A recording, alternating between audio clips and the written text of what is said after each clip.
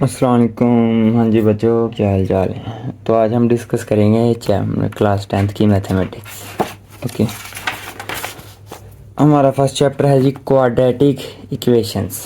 Quadratic equation ऐसी equation जिसकी degree 2 हो। अब डिग्री क्या आती है कि उसकी किसी भी टर्म में पाई जाने वाली मैक्सिमम पावर वो 2 होनी चाहिए। ठीक है, quadratic equation an equation of degree 2। For example इसकी कोई जो जनरल फॉर्म होती है वो होती है a x square plus b x plus c equal to 0। Examples लेते हैं जी बेटा, हम इसकी रैंडमली कोई डिफरेंट इक्वेशंस लिख लेंगे। ठीक है, तो जैसे आपको इजीली क्लियर हो जाएगा। ठीक है, जैसे 9x square plus 3x minus 9। x की मैक्सिमम पावर इस इक्वेशन में बेटा क्या है? 2।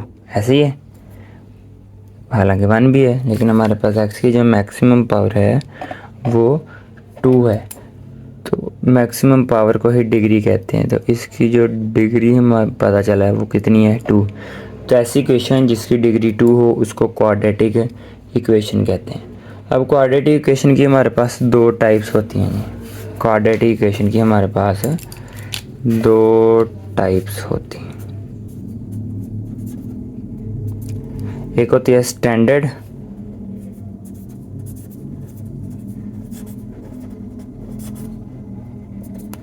दूसरी होती है जी प्योर क्वाड्रेटिक इक्वेशन। अब दोनों में बेटा डिफरेंस क्या है स्टैंडर्ड और प्योर में? स्टैंडर्ड की जो जनरल फॉर्म है a x square plus b x plus c equal to 0, जबकि प्योर की जो जनरल फॉर्म है वो है a x square plus c equal to 0। जैसे कि आपको देखने से पता चल रहा है कि स्टैंडर्ड फॉर्म में 3 टर्म्स होती हैं, ये पहली, ये दूसरी और ये तीसरी, जबकि प्योर में कितनी होती हैं? 1 और 2। स्टैंडर्ड फॉर्म में एक्स स्क्र वाली टर्म भी होती है, एक्स वाली भी होती है और कांस्टेंट भी। प्योर में एक्स स्क्र वाली और कांस्टेंट होती है, सिंपल एक्स वाली टर्म इसमें नहीं होती। तो इधर हमें साथ मेंशन करना पड़ेगा कि इसमें A0 नहीं होता। क्यों? क्योंकि बेटा अगर A ही 0 हो जाए, उसने इस पूरी रकम को कर देना है 0, इस पूरी रकम को कर देना है 0। तो जैसे 0 हुआ एक्स स्क्र तो अंदर से ख़त्म होगा। जब एक्स स्क्र ख़त्म हो गया, डिग्री 2 नहीं रही, तो वो क्वाड्रेटिक भी नहीं रहेगी। इस चीज़ का ध्यान रखना है। ठीक, अब क्वाड्रेटिक इक्वेशन को हल करने के 3 तरीके होते हैं, मेथड्स टू सॉल्व।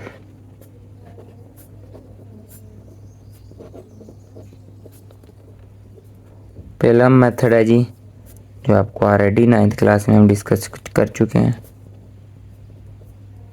फैक्टराइजेशन। और इसका जो सेकंड मेथड है वह है completing square.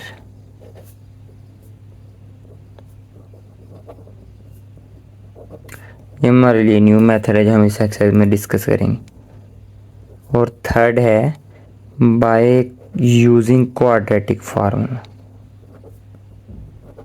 Quadratic formula 3 total method है बेटा। हम तीनों में से एक डिस्कस किया हुआ ऑलरेडी 9th क्लास में। फैक्टराइजेशन करना है, उसमें मिड टर्म ब्रेक करते थे, कॉमन लेते थे, कोई फार्मूला अप्लाई करते थे, जो सिंपली हमारा ओल्ड 9th में चैप्टर नंबर 5 था। ठीक है, अब ये दोनों मेथड हम इस क्लास में डिस्कस करेंगे इन डिटेल।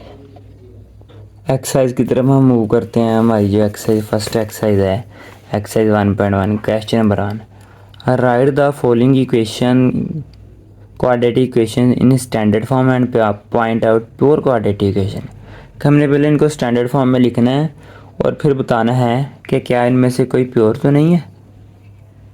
चलिए इसका फर्स्ट पार्ट डिस्कस करते हैं, पार्ट नंबर 1। अच्छा, तो ये हमारा एक्सरसाइज 1.1 के क्वेश्चन नंबर 1 का फर्स्ट पार्ट है जो हम सोल्व करने लगे हैं। पहले तो इसको स्टैंडर्ड फॉर्म में बनाना है जी। स्टैंडर्ड फॉर्म जैसे भी हमने डिस्कस किया है जी कि ये होती है a x square plus b x plus c equal to 0। कोई इसमें ब्रैकेट्स नहीं, कोई फ्रैक्शन नहीं, और इक्वल की एक साइड पे 0 है, तो हमने सिंपली ब्रैकेट से रिमूव करनी है। फ्रैक्शन अगर फॉर एग्जांपल एग्जिस्ट करती हुई तो वो रिमूव करनी है, और सारी टर्म्स इक्वल के एक साइड पे इकट्ठी करनी है। सबसे पहले इसमें ब्रैकेट्स हैं, ब्रैकेट्स रिमूव करनी पड़ेंगी। उसके लिए ब्रैकेट जब ओपन करेंगे तो एक्स ने एक्स के साथ भी मल्टीप्लाई होना और 3 के साथ भी करते हैं। X multiply x x square, और जब इन दोनों के साथ मल्टीप्लाई होता है -3x, क्योंकि ये प्लस का ये माइनस, प्लस माइनस माइनस ये। अब ऐसे 7 ने भी तो दोनों के साथ बेटा मल्टीप्लाई होना है, बन जाएगा 7x माइनस 7 3 21, 7 3 21, 7 माइनस का इधर आगे हो जाएगा प्लस का equal to 0। X square -3x plus 7x plus का 4x हो गया, और -21 जमा का 7, ये बन गया माइनस का 14 equal to 0। Fraction remove, brackets remove, सारी टर्म्स एक साइड पे इकट्ठी हो गई। हमने इसको देखना है, इसको लुक आउट करना है कि ये कौन सी फॉर्म है। स्टैंडर्ड है, प्योर। स्टैंडर्ड में 3 रकमें होती हैं, प्योर में 2, तो इसमें वाकई 3 है। एक्स स्क्वायर भी, एक्स भी है, नंबर भी है, तो ये स्टैंडर्ड क्वाड्रेटिक इक्वेशन है। This is standard quadratic equation. ये काम है जी बेटा जी इसमें। अब हम इधर से फ्रैक्शन वाला भी पार्ट कर लेते हैं, ठीक है। टोटल 6 पार्ट हैं, हम 2 पार्ट चलें और कर लेते हैं, 3 पार्ट एटलीस्ट हो जाएं, और रैंडमली कोई भी पार्ट देख लेते हैं। चलें ये 4th पार्ट कर लेंगे, फिर उसके बाद लास्ट पार्ट डिस्कस कर लेंगे। हाँ, ऑलमोस्ट सारे सेम ही। पार्ट नंबर 4 हमारे पास है x + 4 over x - 2 minus x - 2 over x + 4 equal to 0। ठीक है, सबसे पहले बेटा हमने इसमें फ्रैक्शन रिमूव करनी है, क्योंकि इसमें फ्रैक्शन आगे अब रिमूव करनी पड़ेंगी। तो फ्रैक्शन रिमूव करने के लिए हमने प्रीवियस 9th में उसका चैप्टर नंबर 7 एक्सरसाइज 7.1 का क्वेश्चन नंबर 1 किया था, वो सेम ऐसे ही था, अगर आपको याद हो तो। ठीक, फ्रैक्शन रिमूव करने के लिए हम 2 तरीके बताए थे कि एक तरीका ये है कि एलसीएम ले लो, या दूसरा तरीका ये था कि एलसीएम के साथ हम मल्टीप्लाई कर दो। तो हम एलसीएम के साथ मल्टीप्लाई करते हैं। एलसीएम कौन सी होती हैं? फ्रैक्शंस के नीचे वाली डिनोमिनेटर यानी नीचे वाली टर्म्स। पूरे क्वेश्चन में देखें नीचे क्या क्या है, एक्स और x - 2, कहीं भी नीचे कुछ और है नहीं है, तो एलसीएम इसका ही बनेगा multiply by x into x - 2 on both side. कर देते हैं जी मल्टीप्लाई, x इंटू x - 2, इसको फर्स्ट टर्म के साथ में मल्टीप्लाई करना है, यानी x + 4 x - 2 के साथ, x इंटू x - 2, इसको सेकंड टर्म के साथ भी मल्टीप्लाई करना है, कर देते हैं। फिर x इंटू x - 2, इसको थर्ड टर्म यानी 4 के साथ भी मल्टीप्लाई करना, और 0 के साथ कोई भी टर्म मल्टीप्लाई करो वो 0 ही रह जाएगा। इधर ये कैंसिल, इधर x कैंसिल, तो इधर हमारे पास बेटा बच गया x और x + 4, इधर x - 2 x - 2। आप 2 बार लिख दें, एक बार लिख के x - 2 का स्क्वायर लगा दें, एक ही बात है, प्लस बाहर है 4 और x, और अंदर था x - 2 इक्वल टू 0। x को जब अंदर मल्टीप्लाई किया x² + 4x, पहले जैसे सिंपली इधर मल्टीप्लाई किया था वैसे ही करना है। पहले x को दोनों के साथ करना है, x² - 2, अब 2 को भी तो दोनों के साथ करना है, -2x + 4, 4x को अंदर मल्टीप्लाई किया था 4x² - 8x, बन गया हमारे पास x² + 4x minus x² -2x - 4x + 4x² - 8x equal to x² वाली 2 टर्म्स हैं, 4x² और x² बन जाएगा 5x, और 4x - 8x से बन जाएगा -4x।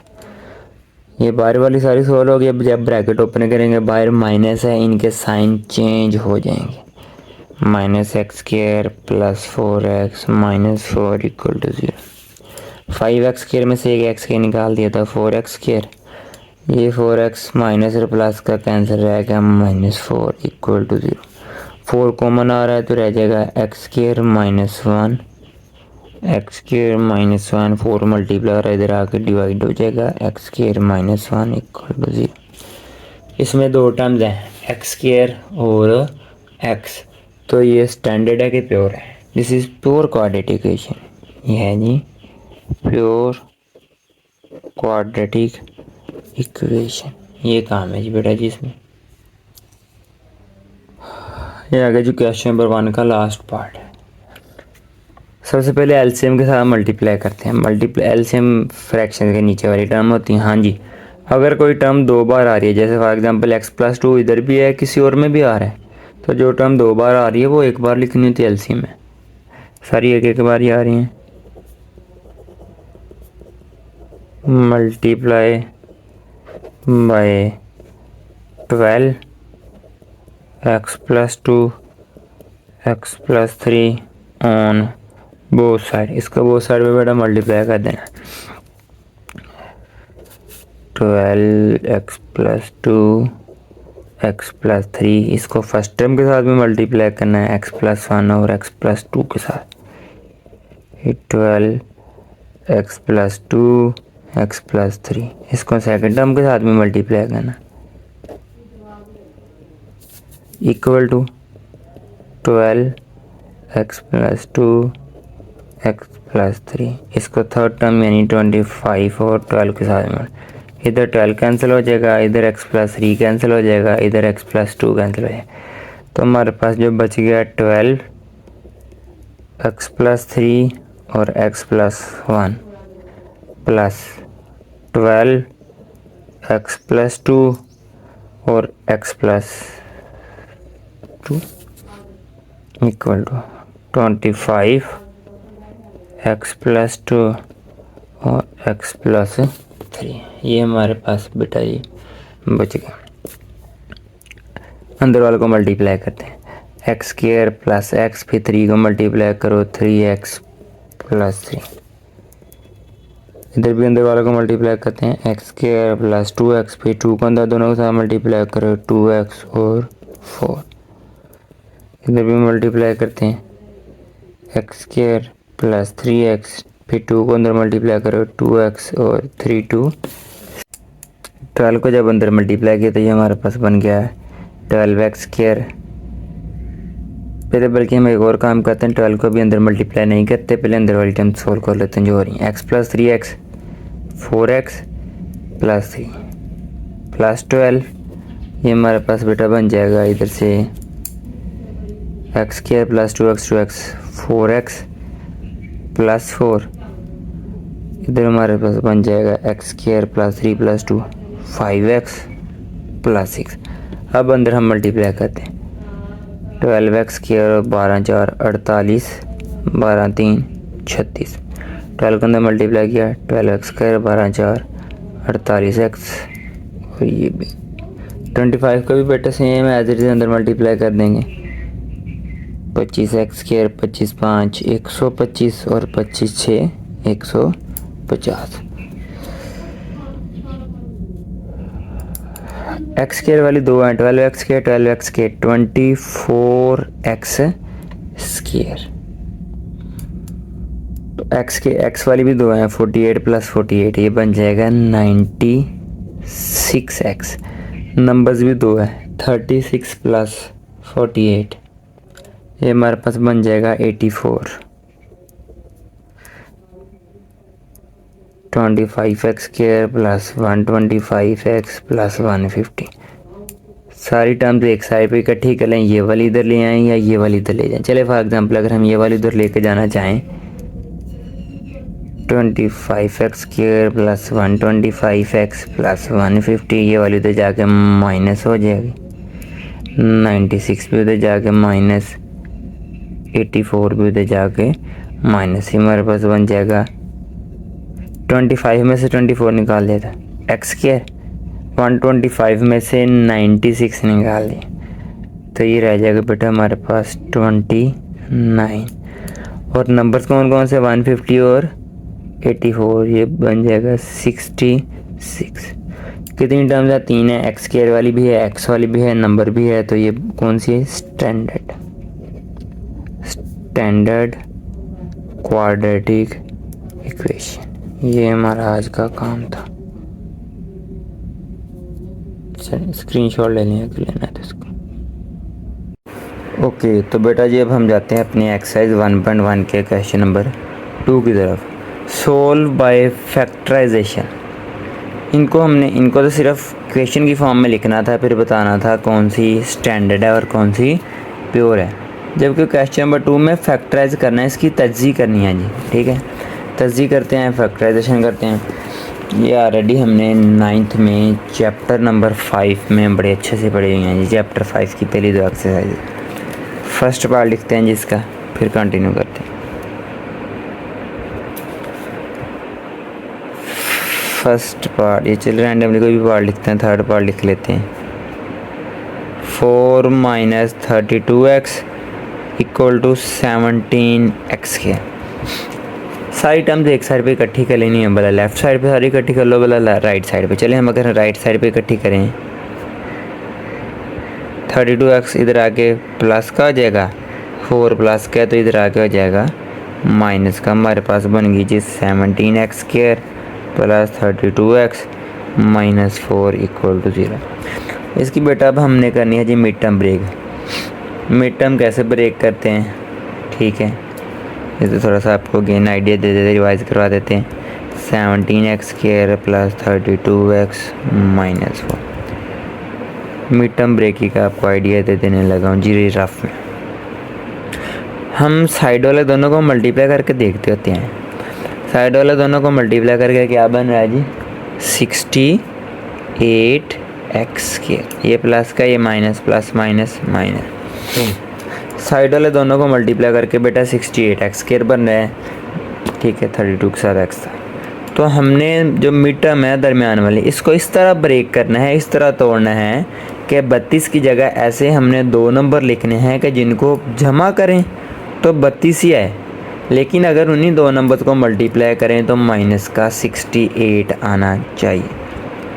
जैसे इसके फैक्टर बनते हैं जी +34x - 2x। जैसे कि आप देखें इन दोनों को अगर हम ऐड करें, +34 - 2 प्लस का 32 बन रहा है, बिल्कुल बन रहा है।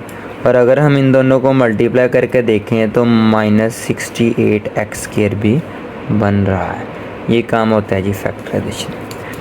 उसको लिखते हैं जी, अगेन मैं दोबारा लिखने लगा नीट इधर। हमारे पास उसका लास्ट स्टेप था 17x² + 32x - 4 = 0। इसकी मिड टर्म जैसे हमने अभी देखा क्या ब्रेक हुई थी, +34x - 2x - 4 = 0।